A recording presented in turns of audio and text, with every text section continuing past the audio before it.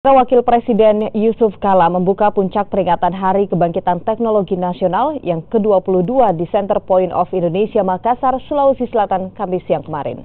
Peringatan Harteknas ini terasa spesial. Selain merupakan yang pertama kali digelar di luar Pulau Jawa, juga dihadiri sejumlah menteri dan mantan Presiden Republik Indonesia ketiga, B.J. Habibie. 2, 1. Pembukaan ditandai dengan penekanan sirena dan peluncuran roket air dari kapal pinisi di Pantai Losari, Makassar yang dilakukan Wakil Presiden Yusuf Kala.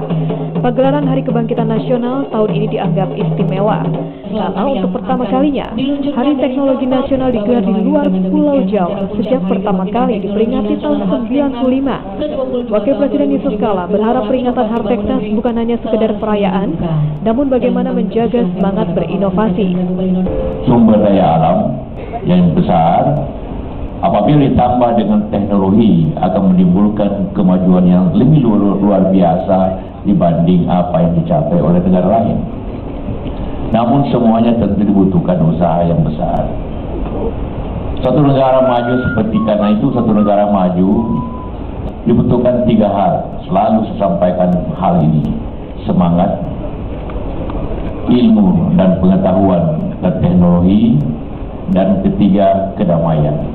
Hari Kebangkitan Teknologi Nasional ke-22 diselenggarakan sebagai wujud apresiasi atas keberhasilan dan prestasi anak bangsa yang membanggakan di bidang ilmu pengetahuan dan teknologi dengan lahirnya berbagai produk inovasi teknologi yang bermuara pada peningkatan kesejahteraan masyarakat.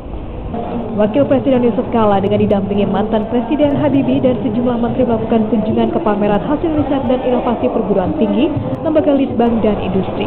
Arif Tirtana, Kompas TV, Makassar.